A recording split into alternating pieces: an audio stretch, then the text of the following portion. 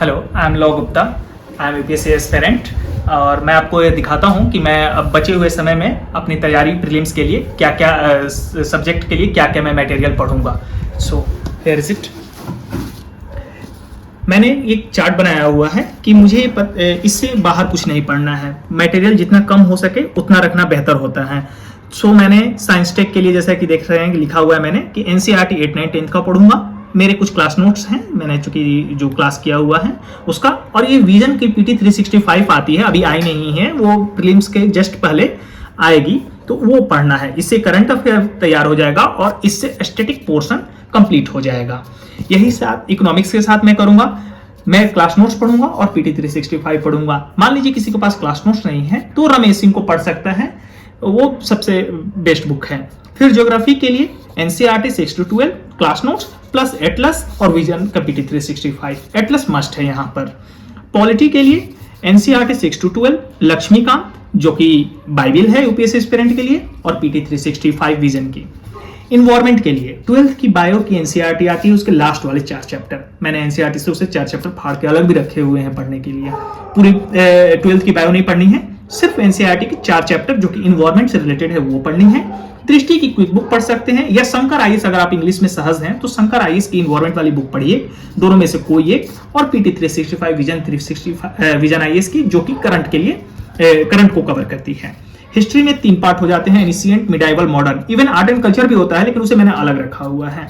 Ancient के लिए NCERT plus RS Sharma. NCERT की जो तीनों मिलाकर 6 to 12 का न्यू वाली, ओल्ड वाली नहीं, और आरएस शर्मा, सतीश चंद्र और बिपिन चंद्रा, और plus class notes. Modern history पे ज्यादा फोकस करना है, इसलिए बिपिन चंद्रा के साथ साथ मैं क्लास नोट्स को ही फोकस कर रहा हूँ। इससे चूंकि क्वेश्चन थोड़ा कम आते हैं एनिशिएंट और मिडाइवल से, तो आरएस शर्मा और सतीश चंद्रा का 5 से 6 बार रिवीजन ओके होगा।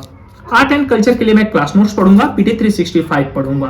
और चूंकि जो आप इधर एनिशिएंट और मिडेवल में पढ़े रहेंगे वो आर्ट एंड कल्चर में भी काम आएगा। सीसेट के लिए मैंने टेस्ट सीरीज और उसका मैथ, इसका एक्सप्लेनेशन देखते हैं, मैथ फॉर्मूला। और अगर जो लोग सीसेट में थोड़ा वीक हैं तो वो चाहे तो सीसेट के लिए आरएस अग्रवाल बना सकते हैं, और रीजनिंग वगैरह की एमटायरा की बुक आती है वो सब बना सकते हैं, या फिर सीसेट की स्पेसिफिक बुक भी आती है, जैसे मधुकर कोटवे की आती है एक बुक सीसेट से संबंधित, तो वो चाहे तो पढ़ सकते हैं।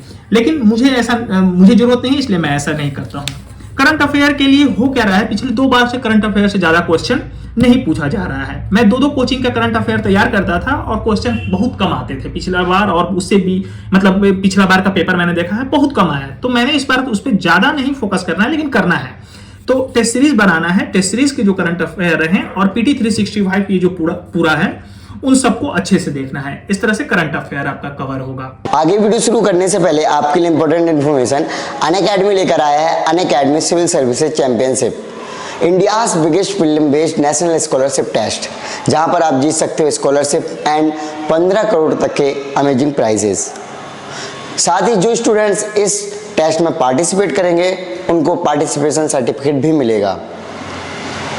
तो देरी किस बात की, 27 मार्च को ये टेस्ट होने वाला है, तो वीडियो के डिस्क्रिप्शन में लिंक है, जाकर जल्दी एनरोल कर लीजिए।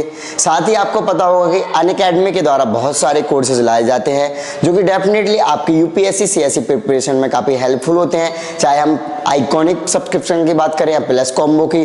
तो गाइस, अभी अनअकैडमी के जीएस बैचेस 2022 एंड 23 के स्टूडेंट्स के लिए आ रहे हैं। सो जो स्टूडेंट 2022 एंड 23 के लिए प्रिपरेशन कर रहे हैं वो डेफिनेटली इन बैचेस में एनरोल कर सकते हैं। ये जो बैचेस है 23 मार्च से स्टार्ट होने वाले हैं।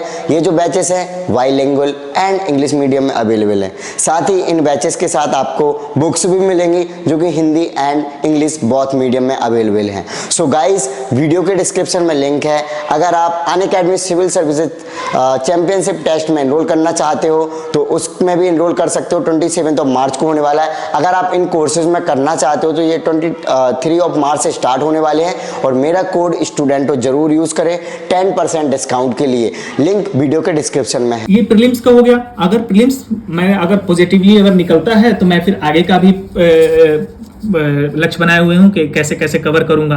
प्रीलिम्स के जस्ट बाद कुछ वैसे सब्जेक्ट होते हैं जो कि सिर्फ और सिर्फ मेंस में उपयोगी होते हैं, जैसे governance, internal security, Indian society, economics का कुछ पार्ट जो कि सिर्फ और सिर्फ मेंस के पॉइंट ऑफ व्यू से होता है, ethics, world history, IR, international relation, और ऑप्शनल।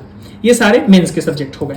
मेंस के लिए मैंने सोचा है कि प्रीलिम्स के जस्ट बाद जैसे ही खत्म होगा तो सबसे पहले गवर्नेंस की क्लास नोट्स और जो भी मेंस 365 है और इंटरनल सिक्योरिटी क्लास नोट्स, वैसे अशोक कुमार आईपीएस हैं उनकी भी एक बुक आती है, वो पढ़ा जा सकता है, लेकिन क्लास नोट्स मेरा सफिशिएंट है, मुझे ऐसा लगता है। और उसके साथ मेंस 365 जो कि समसामयिक विषयों को कवर किए हुए होता है, उसे मैं मिला लूंगा इसके साथ। Indian society SC Dubey, Shyamcharan Dubey ji की बुक आती है, पतली सी बुक है, वेयर इज इट। और 11-12 के एनसीईआरटी पढ़ूंगा।